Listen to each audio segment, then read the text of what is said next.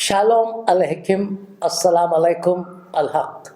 खुदा का वो पाक नाम हक। मसीह ने फरमाया था राह हक और ज़िंदगी मैं हूँ। जी हाँ, हम हक की बात कर रहे हैं यहाँ पर, क्योंकि खुदा हक है, बरहक है। और जिस हक की बात हम आपके सामने पेश कर रहे हैं वो है किताब मुक़द्दस से। किताब मुक़द्दस वो किताब है, वो एक अजीम किताब है जिसका ज़िक्र दूसरी किताबों में भी आता है। कुरान मजीद बार बार किताब मुक़द्दस यानी तौरात, ज़बूर, इंजील नबियों के सहीफ़ों का ज़िक्र करती आई है और लोगों को ये हिदायत देती आई है कि इसमें नूर है, रोशनी है और इसमें हिकमत है। अज़ीज़ों, बहुत से लोग ये कहते हैं कि किताब मुक़द्दस को बदल दिया गया, ये खुदा की किताब नहीं है। तो तरह तरह की बातें आती हैं सामने, लेकिन आज हम तस्दीक़ करने जा रहे हैं कि किताब मुक़द्दस वो खुदा का कलाम है। और इसके लिए हमने कुरान मजीद से आपके सामने कुछ हवालात को लाने की कोशिश की है। मैं चाहता हूं कि आप कुछ ऐसे हवाले जात पेश करें। जी हम यहाँ देखेंगे जी कुरान शरीफ में से सूरा अल अनआम और उसकी 83 से 86 आयात जो नबियों की शजरे से कनेक्टेड है, जी उससे ताल्लुक़ रखता है। तो नबियों के बारे में हम थोड़ा देखेंगे कौन कहाँ से आया और कैसे आया।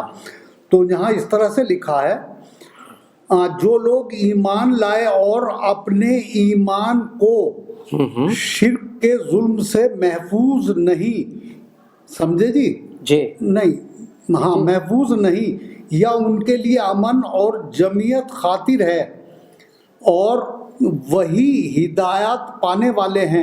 और ये हमारी दलील थी जो हमने इब्राहिम को उनकी कौम के मुकाबले में अता की थी। हम जिसको चाहते हैं दर्जे बुलंद कर देते हैं। बेशक तुम्हारे परवरदिगार दाना और खबरदार है। तुम्हारा परवरदिगार दाना और खबरदार है। और हमने उनको इसहाक और याकूब बख्शे और सबको हिदायत दी, और पहले नूह को भी हिदायत दी थी कि उनकी औलाद में से दाऊद और सुलेमान और अयूब और यूसुफ और मूसा और हारून को भी। और हम नेक लोगों को ऐसा ही बदला दिया करते हैं। और जकरिया और याह्या और ईसा और इलियास को भी, ये सब नेकोकार थे।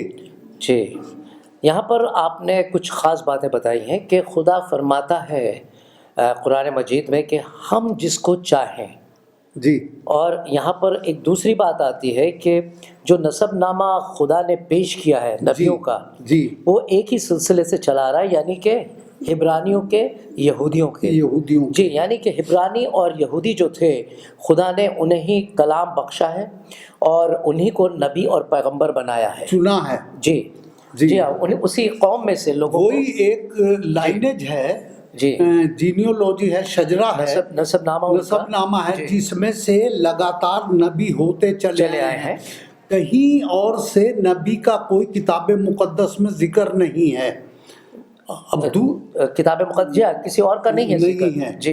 और कुरान भी उसी चीज़ को कह रहा है। तो मैं ज़रा तस्दीक कर देता हूँ, उसको सामने ले आता हूँ। सबसे पहले हम देखते हैं मत्ती की इंजील मैंने खोली इस वक्त, और शुरू में ही हम जब मत्ती की इंजील देखते हैं, उसका जो पहला बाब है, पहले बाब की पहली आयत से 17 आयत तक बस यीशु मसीह इब्ने दाऊद इब्ने इब्राहिम का नसबनामा, यानी वो नसबनामा शुरू होता है मसीह से।